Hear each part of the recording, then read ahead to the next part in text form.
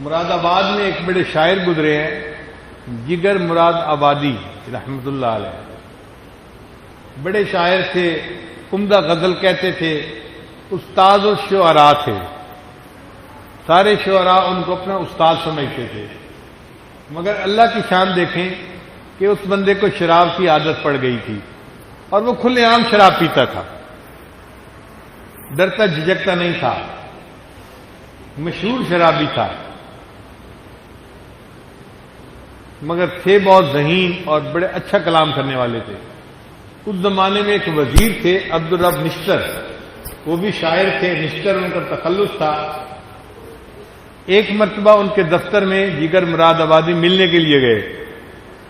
اب ظاہر میں ان کے کپڑے بھی میلے کچیلے اور عام سے تھے اور حیثیت بھی کوئی نہیں تھی، تو ان کے جو اٹینڈنٹ تھا اس نے دیکھا تو اس نے کہا کہ بھائی وزیر صاحب اپنے دفتر میں مصروف ہیں اور وہ تو اس طرح عام بندوں سے نہیں ملا کرتے۔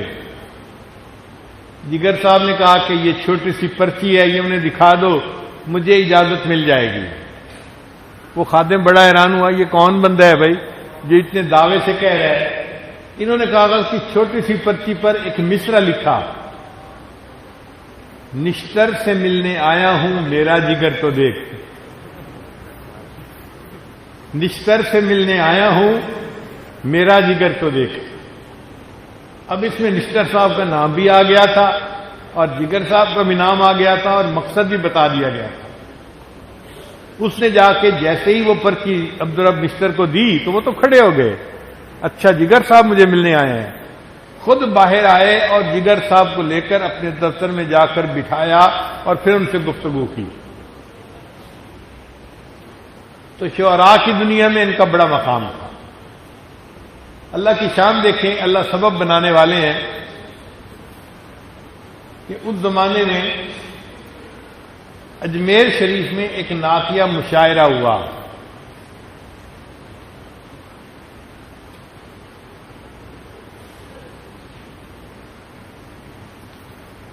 اور جو نعتیہ مشاعرہ تھا وہ بڑے پیمانے پہ تھا، یعنی جیسے بین الاضلاعی مقابلے ہوتے ہیں نا کہ پورے ملک سے شعراء کو بلاؤ۔ اب جو انتظام کرنے والے تھے وہ اس بات پہ حیران تھے کہ ہم جگر کو نعت پڑھنے کے لیے بلائیں یا نہ بلائیں۔ کچھ کہتے تھے کہ وہ شرابی ہیں، ان کو نہیں بلانا چاہیے، کچھ کہتے تھے کہ وہ مشاعرہ کیسا جس میں اتنا بڑا شاعر نہ ہو، تو اختلاف رائے ہو۔ بالآخر منتظمین نے فیصلہ کیا جرأت مندانہ کہ نہیں، ہم ان کو بلائیں گے اور ان کو کہیں گے کہ وہ بھی نعت پڑھیں۔ اب انہوں نے جگر مراد آبادی کو اپنی ریکویسٹ پہنچا دی کہ جی ہم مشاعرے کی دعوت دیتے ہیں، آپ آئیں اور نعت پڑھیں۔ جگر صاحب نے نہ تو کر دی، مگر حیران تھے کہ مجھ جیسا شرابی، مجھ جیسا گناہگار، مجھ جیسا سیاہکار اور نبی اکرم کی شان میں کلام لکھے اور ان کی شان میں کلام پڑھے، میرے منہ کو زیر کیسے دیتا ہے؟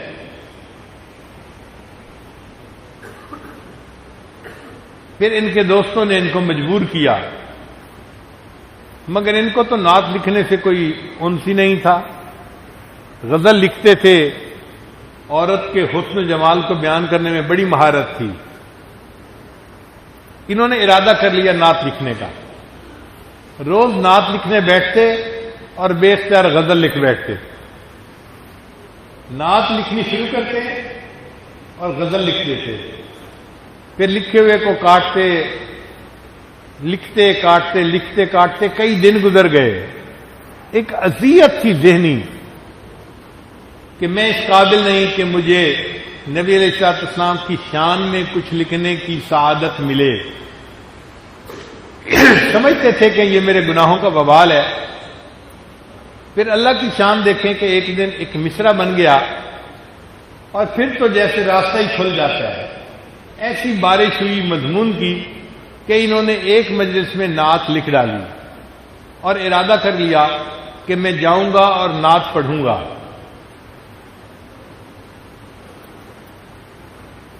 پھر انہوں نے سوچا کہ عوام الناس بکھرے ہوئے ہیں کہ کیسے کوئی ایک شرابی کو نعت پڑھنے کے لیے کہہ سکتا ہے. اگر جگر صاحب نے نعت پڑھی تو ہم ان کی پٹائی کریں گے، تو ہنگامہ کھڑے ہونے کا ڈر تھا. تو منتظمین نے کہا کہ آپ مشاعرے سے چند دن پہلے ہی آ جائیں اجمیر شریف. یہ 3 دن پہلے مشاعرے سے اجمیر شریف پہنچ گئے. لوگوں کو پتہ نہیں تھا، لوگ توقع کرتے تھے کہ جی مشاعرے کے دن آئیں گے. یہ وہاں بیٹھے ہیں اجمیر شریف میں اور حالات کا جائزہ لے رہے ہیں. شہر میں بڑے بڑے پوسٹر لگے ہوئے ہیں. ہم ایک شرابی کو نبی علیہ السلام کی شان میں شعر نعت کہنے کی اجازت نہیں دے سکتے. اگر اس نے نعت پڑھی تو ہم اس کو ذلیل کریں گے، رسوا کریں گے، ہم اس کی مخالفت کریں گے. اب منتظمین بھی پریشان تھے. خیر جب مشاعرے کا دن آیا تو جگر صاحب کو انہوں نے بڑے حفاظت کے ساتھ مشاعرے کی جگہ تک پہنچا دیا اور چھپا کے بٹھا دیا. اب شاعر آئے اور انہوں نے آ کے اپنی اپنی نعتیں پڑھنی شروع کر دیں. جب محفل عروج پہ تھی نا، اس وقت جو اسٹیج سیکرٹری تھا اس نے اعلان کیا کہ رئیس المتغزلین جگر مراد آبادی آتے ہیں. اب یہ نام سن کے ایک ہنگامہ، ایک شور برپا ہو گیا. مجمع نے کہنا شروع کر دیا نہیں ہم ان کی نعت نہیں سنیں گے، یہ شرابی ہے، کبابی ہے، ہرگز اجازت نہیں دے سکتے، یہ گستاخی ہے کہ یہ ہمارے آقا صلی اللہ علیہ وسلم کی شان میں کوئی بات کرے. خیر جگر مراد آبادی نے بڑے تحمل کے ساتھ اسٹیج پہ آ کے سب ہنگامے کو دیکھا اور پھر اتنی بات کہی کہ محترم سامعین، آپ مجھے ہوٹنگ کر رہے ہیں یا اس نعت کو ہوٹنگ کر رہے ہیں جو میں سنانے کے لیے آج آپ کے سامنے آیا ہوں. تو مجمع خاموش ہو گیا. جب مجمع 1 منٹ کے لیے خاموش ہو گیا تو انہوں نے اپنی شعر کا پہلا مصرع پڑھا. ایک رند ہے اور مدحت سلطان مدینہ، ایک رند ہے اور مدحت سلطان مدینہ. اب الفاظ ایسے تھے کہ مجمع کے لوگوں کو جیسے سانپ سونگھ گیا. وہ چاہتے تھے کہ ہم بھی سنیں آخر ایک شرابی نے آقا صلی اللہ علیہ وسلم کے بارے میں کیا کہا. تو جب مجمع خاموش ہو گیا تو جگر مراد آبادی نے روتے ہوئے نبی علیہ السلام کی شان میں اشعار پڑھے. ایک رند ہے اور مدحت سلطان مدینہ، ہاں کوئی نظر رحمت سلطان مدینہ، دامان نظر تنگ فراوانی جلوہ، اے طلعت حق طلعت سلطان مدینہ، اے خاک مدینہ تیری گلیوں کے تصدق، تو خلد ہے تو جنت سلطان مدینہ. اس طرح کے ہر ساس و مصروف عبادت دیکھوں میں در دولت سلطان مدینہ. ایک ننگے غم عشق بھی ہے منتظر دید، صدقے تیرے اے صورت سلطان مدینہ. کونین کا غم یاد خدا اور شفاعت، دولت ہے یہی دولت سلطان مدینہ. ظاہر میں غریب الغربا پھر بھی یہ عالم، شاہوں سے سوا سطوت سلطان مدینہ. اس امت آسی سے نہ منہ پھیر خدایا، نازک ہے بہت غیرت سلطان مدینہ. کچھ ہم کو نہیں کام جگر اور کسی سے، کچھ ہم کو نہیں کام جگر اور کسی سے، کافی ہے بس ایک نسبت سلطان مدینہ، کافی ہے بس ایک نسبت سلطان مدینہ. اب جب یہ انہوں نے نعت پڑھی تو مجمع تو حیران تھا کہ اللہ نے ایک شرابی کے زبان سے کیسی عجیب باتیں کہلوا دی.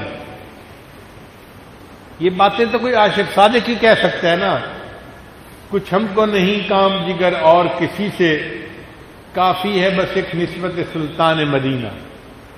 خیر جگر مراد آبادی بھی خوش تھے اور باقی شعراء بھی خوش تھے. مشاعرے کے بعد جگر مراد آبادی کی ملاقات ہوئی حضرت مجذوب رحمۃ اللہ علیہ سے۔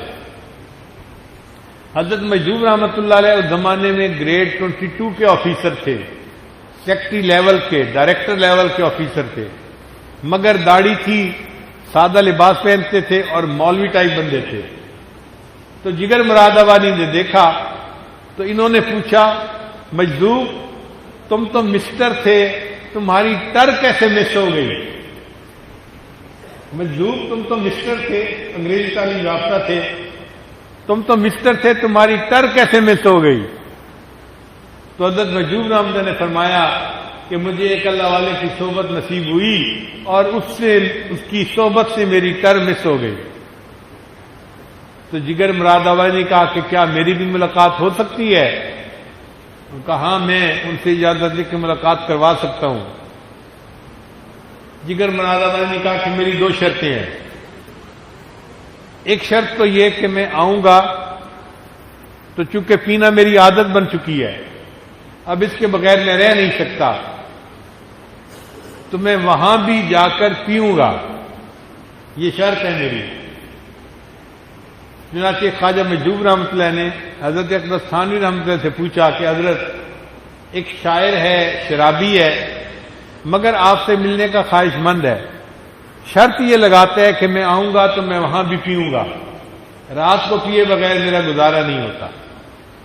حضرت تھانوی رحمۃ اللہ نے فرمایا ہاں وہ آئیں، ہم ان کو خانقاہ میں نہیں ٹھہرائیں گے، کیونکہ خانقاہ تو پبلک پلیس ہے، پبلک پلیس پر ایسا گناہ نہیں کر سکتے، میں ان کو اپنا گھر ٹھہراؤں گا۔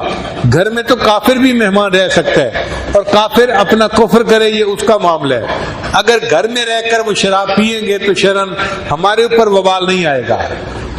چنانچہ مجذوب رحمۃ اللہ علیہ کی وساطت سے جگر مراد آبادی کو حضرت اقدس تھانوی رحمۃ اللہ کی صحبت میں جانا نصیب ہو گیا۔ اب حضرت کے چہرے کا دیدار کیا تو دل نے ملامت کی کہ جگر کب تک تم اس شراب کو پیتے رہو گے؟ کہتے ہیں چھٹی نہیں ہے منہ سے یہ کافر لگی ہوئی، ایسی عادت ہے کہ اس کو چھوڑنا مشکل ہوتا ہے۔ مگر جگر مراد آبادی نے اس وقت حضرت کے سامنے 2 ارادے کیے۔ حضرت ایک تو آج میں اپنے چہرے پر داڑھی سجانے کا ارادہ کرتا ہوں، آج کے بعد شیو نہیں کروں گا، اور دوسرا ارادہ کہ آج کے بعد میں شراب نہیں پیوں گا۔ بن کہے اللہ والے کی صحبت کی برکت سے اللہ نے توبہ کی توفیق عطا فرما دی۔ چنانچہ حضرت تھانوی رحمۃ اللہ نے دعا دی اور جگر مراد آبادی نے داڑھی بھی رکھ لی اور شراب بھی چھوڑ دی۔ شروع میں چند دن تو طبیعت بڑی خراب رہی، ڈاکٹروں نے کہا کہ تمہیں شراب چھوڑنی تھی تو ٹیپر آف کرتے، تھوڑی تھوڑی گھٹاتے۔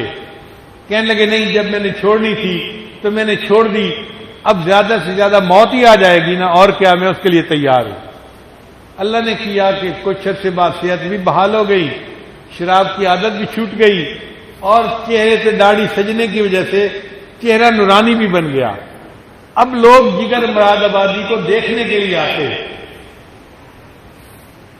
دور دور سے آتے اور جگر مراد آبادی کو دیکھ کے آئے۔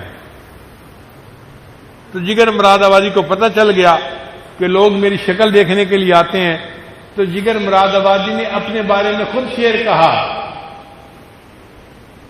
چلو دیکھ آئیں تماشا جگر کا، چلو دیکھ آئیں تماشا جگر کا، سنا ہے وہ کافر مسلمان ہوا ہے۔ مزید ایسی ویڈیو کے لیے YouTube چینل محمد ابراہیم فانی کو سبسکرائب کریں۔